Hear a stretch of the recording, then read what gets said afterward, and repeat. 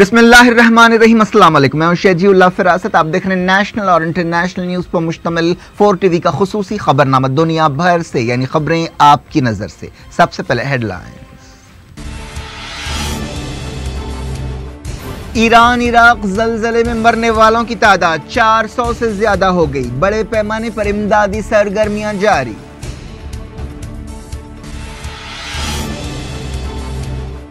Saudi अरब की दरख्वास्त पर अरब लीग की हंगामी मीटिंग बुलाई गई। ईरान की दखलंदाजियों पर गौर होगा।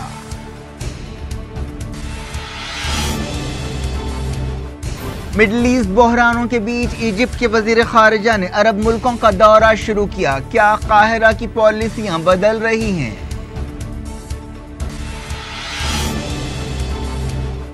साद हरीरी ने कहा जल्द लेबनान लौटूंगा। सऊदी अरब में नजरबंदी की खबरों को गलत बताया।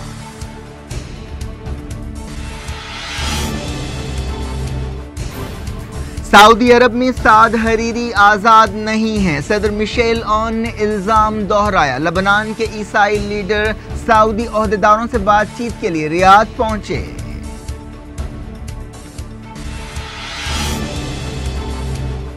यमन की नाकाबंदी जल्द बर्खास्त करेंगे। सऊदी अरब ने किया ऐलान। बहरीन की ऑयल फील्ड पर हमले के लिए ईरान को जिम्मेदार ठहराया।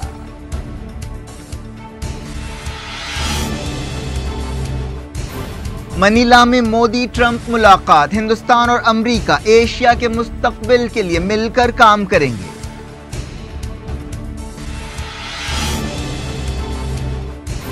राजस्थान में गौरक्षकों के हाथों मुस्लिम नौजवान के कत्ल पर एक गिरफ्तार। मकामी मुसलमानों ने किया एहतजाज।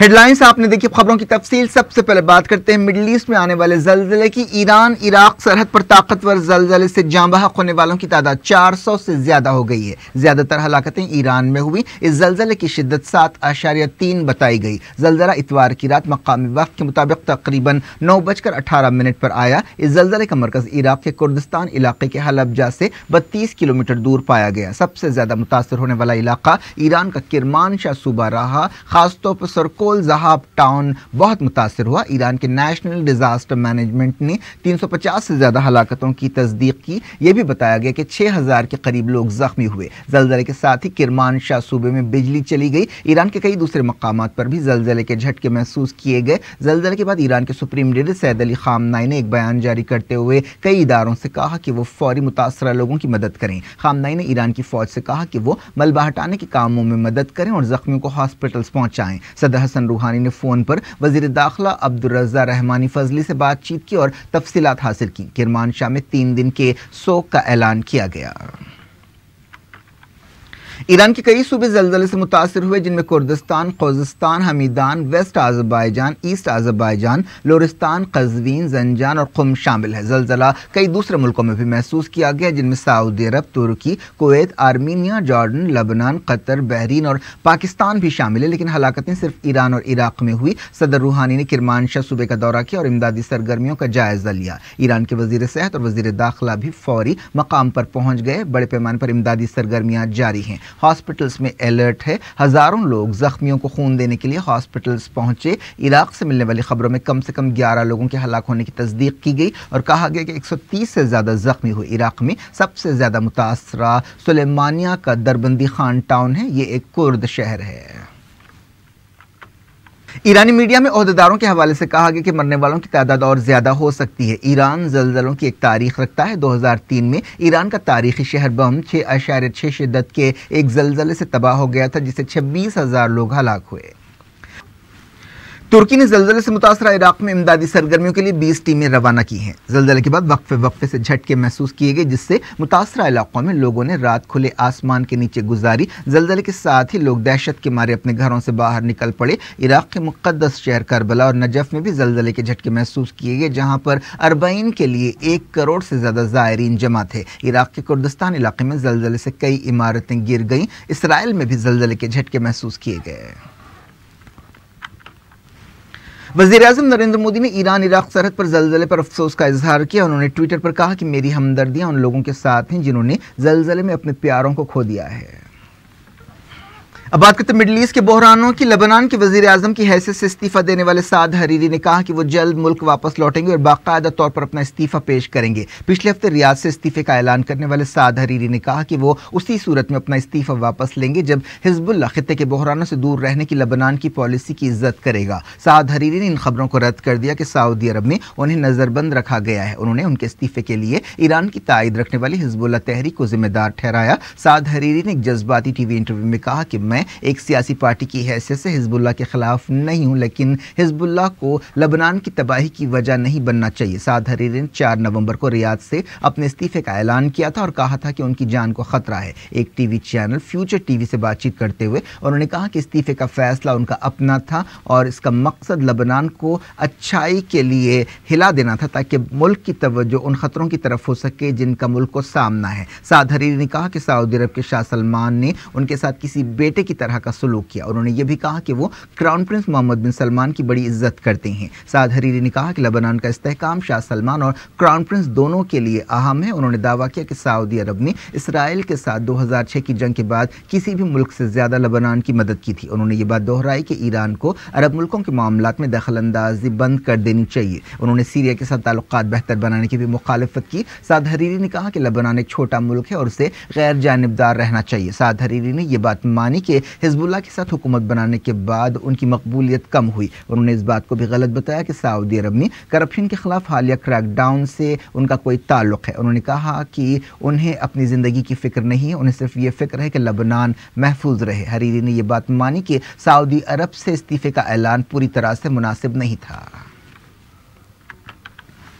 लेबनान के सदर मिशेल ऑन ने कहा कि साद हरीरी सऊदी अरब में पुरस्कार हालात में रह रहे हैं और उनकी आज़ादी को महदूद किया गया है। मिशेल ऑन ने अब तक साद हरीरी के इस्तीफे को कबूल नहीं किया।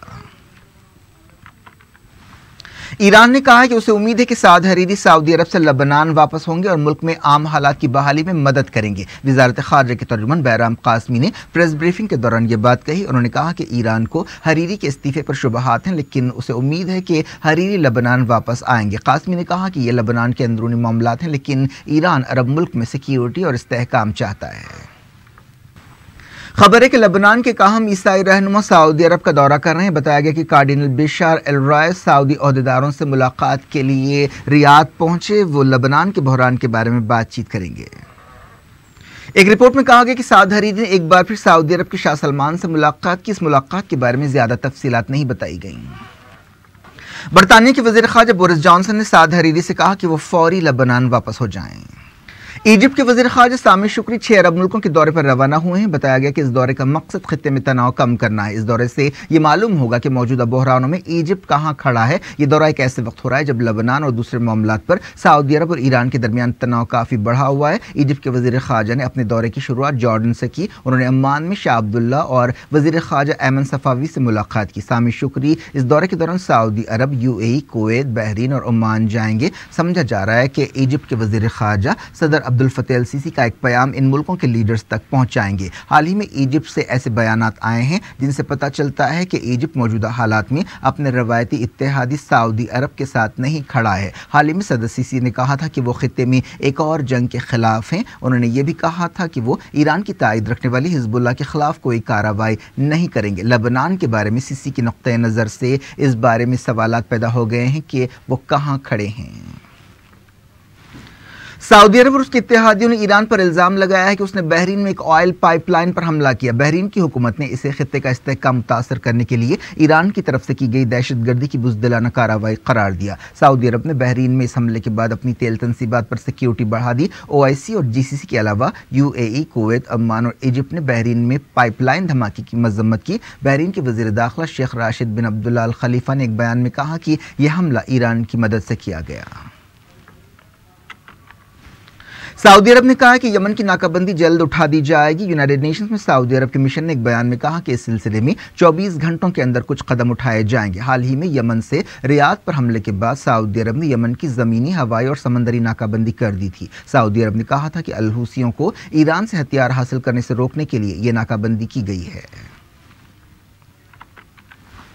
यूएई ने एक बार फिर सऊदी अरब के दारुल रियाद पर मिसाइल हमले की मजम्मत की। यूएई के वजीर ख़ारजा अनवर कर्काश ने कहा कि इस हमले के लिए ईरान जिम्मेदार है। उन्होंने कहा कि ईरान अपनी जारहाना सरगर्मियों के लिए यमन के अलहूसियों को इस्तेमाल कर रहा है। कर्काश ने यह भी कहा कि यमन में अलहूसियों की शक्ल में नई हिजबुल्लाह को पनपने का मौका नहीं दिया जा सकता। सऊदी अरब की दरख्वास्त पर अरब लीग की एक मीटिंग अगले इतवार को होगी। ओहदेदारों ने कहा कि इस मीटिंग में खित्ते में ईरान की दखल अंदाजियों के बारे में गौर किया जाएगा। काहिरा में अरब लीग के दफ्तर की तरफ से जारी एक बयान में कहा गया कि बहरीन और यूएई ने इस सिलसिले में सऊदी अरब की तजवीज़ की तायीद की है। कतर ने कहा कि वो उसकी करेंसी के खिलाफ यूएई की एक साजिश की तहकीकात कर रहा है। कतर हुकूमत की कम्युनिकेशन ऑफिस के डायरेक्टर सैफ अस्सानी ने यह बात बताई। ऐसी खबरें आई थीं कि यूएई कतर की मईशत को, खासतौर पर उसकी करेंसी को धक्का पहुंचाने के लिए एक मुआशी हमले की तैयारी कर रहा है। सीरिया की हुकूमत ने यूनाइटेड नेशन से कहा कि वो मुल्क में अमेरिका के हवाई हमलों को रुकवाए जिनमें कई सिविलियन जद में आ रहे हैं। सीरिया की वजारत खारजा ने UN secretary general Antonio Guterres और सिक्योरिटी काउंसिल के चेयरमैन को एक खत लिखते हुए ये बात बताई।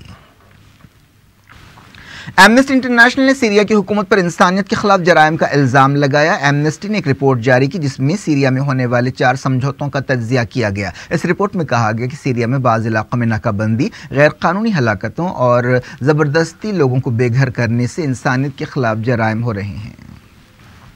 सीरिया की सरकारी फौज ने अल-बुकमाल टाउन में अपना ऑपरेशन जारी रखा। ऐसी खबरों पर कि आईएस मिलिटेंट्स फिर से सर उठा रहे हैं, इलाके में बमबारी तेज कर दी गई।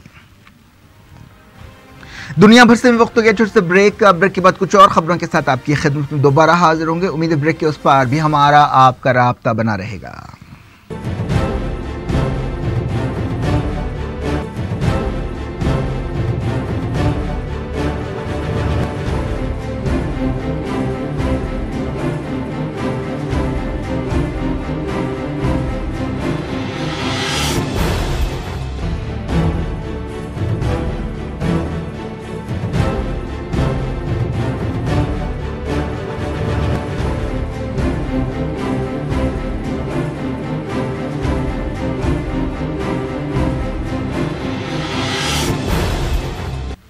Welcome back. आप देख रहे हैं अपना पसंदीदा खबरनामा दुनिया भर से और मैं हूं शजीउल्लाह फिरासत। इस खबरनामे में हम आपके लिए लाते हैं दुनिया के गोशे गोशे से आप ही की पसंद और दिलचस्पी की खबरें। आगे बढ़ने से पहले हेडलाइंस एक बार फिर।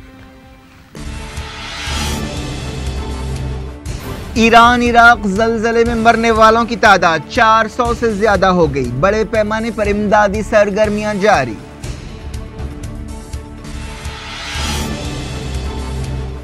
सऊदी अरब की दरख्वास्त पर अरब लीग की हंगामी मीटिंग बुलाई गई। ईरान की दखल अंदाजियों पर गौर होगा।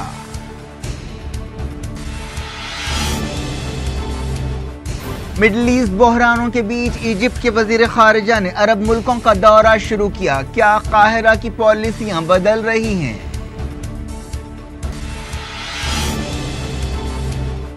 साद हरीरी ने कहा जल्द लेबनान लौटूंगा। सऊदी अरब में नजरबंदी की खबरों को गलत बताया।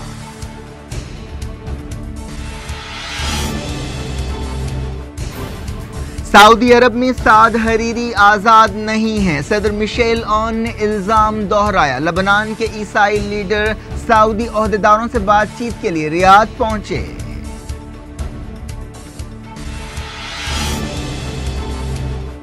यमन की नाकाबंदी जल्द बर्खास्त करेंगे। सऊदी अरब ने किया ऐलान। बहरीन की ऑयल फील्ड पर हमले के लिए ईरान को जिम्मेदार ठहराया।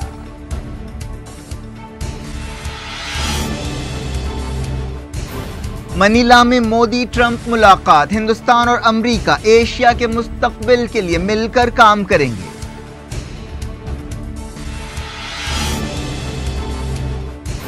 राजस्थान में गौरक्षकों के हाथों मुस्लिम नौजवान के कत्ल पर एक गिरफ्तार। मकामी मुसलमानों ने किया एहतजाज।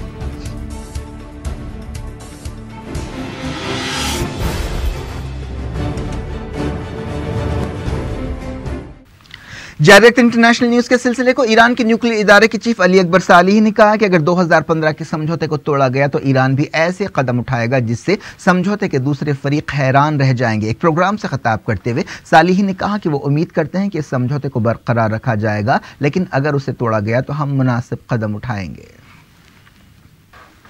इसराइली मीडिया में कहा गया कि अमेरिका और इसराइल एक नया अमन फार्मूला तैयार कर रहे हैं जिस पर 2018 में अमल किया जाएगा। इब्रानी जबान के एक अखबार में कहा गया कि फ़लस्तीनियों और इसराइल के दरमियान यह सदी की डील होगी। इस रिपोर्ट में कहा गया कि फ़लस्तीन और इसराइल के दरमियान मसाइल के बारे में एक्सपर्ट्स की एक कमेटी एक नए फार्मूले पर काम कर रही है। इस फार्मूले के तहत बैतुल मक़दस के मुस्तक़बिल और यहूदी कॉलोनी के बारे में क़तई फैसला किया जाएगा। हाल ही में मिडल ईस्ट से मुतल्लिक़ डोनाल्ड ट्रंप हुकूमत के नुमाइंदे जेसन ग्रीनबेल्ट ने इसराइल और फ़लस्तीनी इलाकों का दौरा किया था। इस फार्मूले की तफसीलात सामने नहीं आई हैं।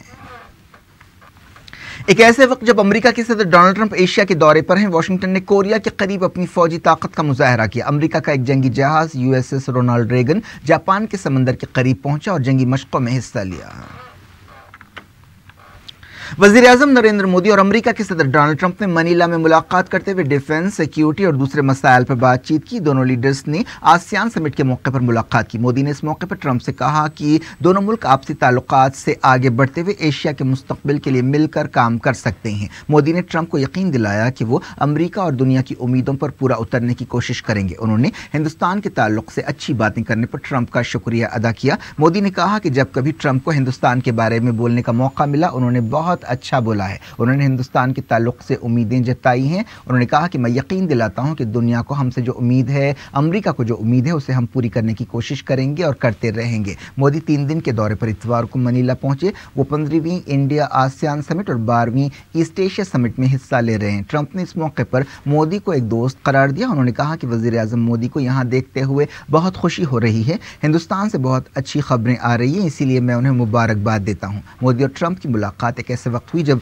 एक दिन पहले ही हिंदुस्तान, अमेरिका, जापान और ऑस्ट्रेलिया के ग्रुप ने पहली मरतबा मीटिंग की। एक ऐसे वक्त जब खिते में चाइना की सरगर्मियां बढ़ती जा रही हैं, इन 4 मुल्कों की यह तंजीम बनाई गई है। मोदी ने ट्रंप से मुलाकात के दौरान कहा कि हिंदुस्तान और अमेरिका के दरमियान ताल्लुकात एशिया और हिंदुस्तान के हक में हैं। वज़ीर आज़म नरेंद्र मोदी ने हिंदुस्तान और आसियान के बीच ताउन बढ़ाने की ज़रूरत पर जोर दिया है। ASEAN business and investment summit से खिताब करते हुए मोदी ने कहा कि बहुत जल्द साउथ एशिया और साउथ ईस्ट एशिया दुनिया की तरक्की के इंजन बन जाएंगे। उन्होंने कहा कि हिंदुस्तान की एक्ट ईस्ट पॉलिसी में इस खत्ते को अहमियत दी गई है। मोदी ने अपने खिताब में कहा कि हम अब हिंदुस्तान को बदलने और 21वीं सदी को अपनी सदी बनाने की कोशिश करेंगे। आसियान ग्रुप में Indonesia, Malaysia, Philippine, Singapore, Thailand, Brunei, Cambodia, Laos, Myanmar और वियतनाम शामिल है। ये मुल्क 1.85 बिलियन लोगों की नुमाइंदगी करते हैं, जो दुनिया की आबादी का 1/4 हिस्सा है। आसियान समिट के मकाम के करीब मुजाहरे और झड़पें हुई। कई लोगों ने ट्रंप के दौरे के खिलाफ एहतजाज किया और नारे लगाए। अमेरिका के सदर डोनाल्ड ट्रंप ने फिलिपाइन के सदर रोड्रिगो डोटरेट से मुलाकात की। हालिया अरसे में दोनों मुल्कों के दरमियान तल्ख बयानात का तबादला हुआ था, लेकिन ट्रंप ने इस मुलाकात के दौरान यह जाहिर करने की कोशिश की कि डोटरेट के साथ उनके गहरे ताल्लुकात हैं। अमेरिकी सदर ने फिलिपाइन में ड्रग्स के खिलाफ बेरहमाना क्रैकडाउन के बारे में इंसानी हुकूक से मुतल्लिक तशवीश जाहिर नहीं की। फिलिपाइन के सदर रोड्रिगो डोटरेट ने, जो आसियान कॉन्फ्रेंस के मेज़बान हैं, बैरूनी लीडर्स का इस्तकबाल किया। कॉन्फ्रेंस से इफ्तिताही खिताब करते हुए उन्होंने कहा कि दहशतगर्दी और इंतहा पसंदी जैसे मसाइल से मिलकर लड़ना चाहिए। चाइना ने हिंदुस्तान, अमेरिका, जापान और ऑस्ट्रेलिया के 4 रुकनी ग्रुप के बारे में तबसरा करते हुए कहा कि ऐसे इत्तेहाद की पॉलिसियां किसी मुल्क के खिलाफ नहीं होनी चाहिए। चाइना की वजारत खारजा की तर्जुमान ने बीजिंग में प्रेस ब्रीफिंग के दौरान ये बात कही। अमेरिका के लॉस एंजलिस में सैकड़ों लोगों ने सोशल मीडिया पर चलाई जाने वाली मुहिम मीटू से मुतासर होकर मुजाहरा किया और जिनसी हरासानी की शिकार लड़कियों और औरतों से यकजहती का इजहार किया। इस जुलूस में ज्यादातर औरतें थीं, लेकिन कई मर्दों ने भी हिस्सा लिया। हाल ही में हॉलीवुड के मशहूर फिल्मसाज हार्वे विंस्टीन के खिलाफ जिनसी हरासानी के इल्जामात सामने आए थे, जिससे फिल्म इंडस्ट्री हिल कर रह गई थी। एक के बाद एक कई हॉलीवुड एक्ट्रेसेस ने हार्वे विंस्टीन पर ऐसे इल्जामात लगाए थे जिनमें एंजेलिना जूली जैसी स्टार भी शामिल थी। राजस्थान के वज़ीर दाखिला ने कहा है कि पुलिस ने अलवार जिले में गौरक्षकों के हाथ में एक मुसलमान शख्स के कत्ल के सिलसिले में शक की बुनियाद पर एक आदमी को गिरफ्तार किया है। उमर खान नामी शख्स 2 दूसरों ताहिर महमूद और ताहिर खान के साथ गायों को ले जा रहा था जब गौरक्षकों ने उन पर हमला किया। 32 साल उमर गोली लगने से हलाक हुए। उनकी लाश एक रेलवे ट्रैक पर पाई गई, जबकि 2 दूसरे मामूली जख्मी हुए और मकाम से भाग निकलने में कामयाब हुए। ताहिर महमूद का हरियाणा के एक हॉस्पिटल में इलाज किया जा रहा है। राजस्थान के वज़ीर दाखिला गुलाब चंद कटारिया ने बताया कि उनकी गाड़ी में 5 गायें ले जाई जा रही थीं। इस वाक़े से हरियाणा, राजस्थान और दूसरे मकामात के मुसलमानों में फिक्रमंदी की लहर दौड़ गई है। अलवर की एक पंचायत के चेयरमैन शेर मोहम्मद ने कहा कि गौरक्षकों ने गोली मारने के बाद उमर की लाश को चलती ट्रेन से फेंक दिया। जमीयतुल राजस्थान के नायब सदर मौलाना हनीफ ने कहा कि सबूत मिटाने के लिए लाश को मस्त किया गया और घर वालों ने उमर की लाश की पहचान उनकी चप्पलों की मदद से की। इस दौरान उमर के गांव में मकामी लोगों में काफ़ी गम और गुस्सा देखा गया। मकामी पुलिस स्टेशन के पास कई लोगों ने धरना दिया और इस वाक़े के जिम्मेदारों के खिलाफ कार्रवाई तक एहतजाज करने का ऐलान किया।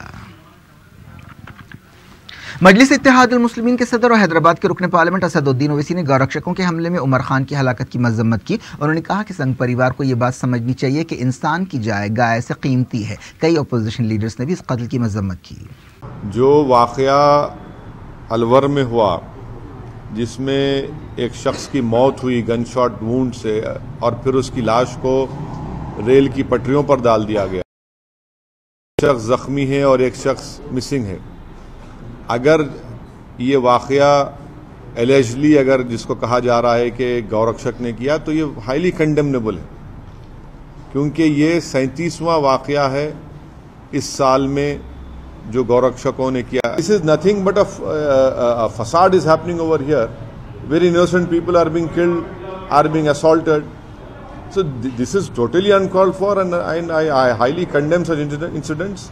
And the Rajasthan minister cannot say that they cannot stop each and every incident. It is their constitutional duty to stop every incident, and especially the Alwar incident, wherein Gaurakshas are alleged to have committed this murder. This has to be stopped, and unless until the BJP, leaves its ideology, wherein a cow is placed above human life, these incidents will continue to happen. You should talk morals to someone who always places a human life above an animal life. So people who believe that an animal has more value than a human life, then morals don't come into play. Morals are for human beings who accept that a human life is more important. It is a constitutional duty. Right to life is a fundamental right, but unfortunately, क्या कुछ हो रहा है आपकी दुनिया में? आखिर में हेडलाइंस दुनिया भर से एक बार फिर देखते हैं। ईरान इराक जलजले में मरने वालों की तादाद 400 से ज्यादा हो गई। बड़े पैमाने पर इमदादी सरगर्मियां जारी।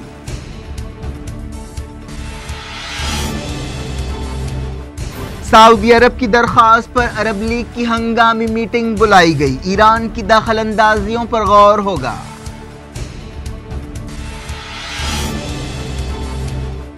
मिडल ईस्ट बहरानों के बीच इजिप्ट के वजीर खारिजा ने अरब मुल्कों का दौरा शुरू किया। क्या काहिरा की पॉलिसियां बदल रही हैं?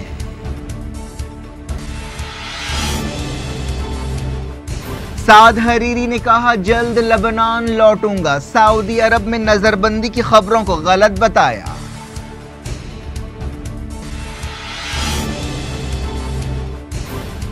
सऊदी अरब में साद हरीरी आज़ाद नहीं हैं। सदर मिशेल ऑन ने इल्ज़ाम दोहराया। लेबनान के ईसाई लीडर सऊदी ओहदेदारों से बातचीत के लिए रियाद पहुंचे।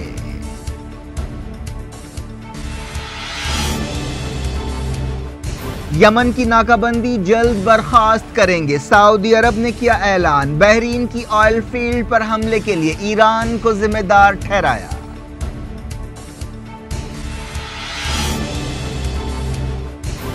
मनीला में मोदी ट्रंप मुलाकात। हिंदुस्तान और अमेरिका एशिया के मुस्तकबिल के लिए मिलकर काम करेंगे।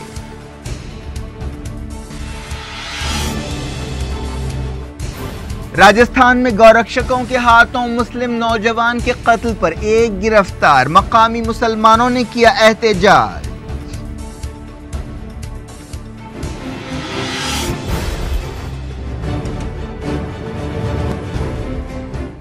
ये थी आज की खबरें। शजीउल्लाह फराज सबको दें इजाजत और अपना बेहद ख्याल रखें। अल्लाह हाफिज।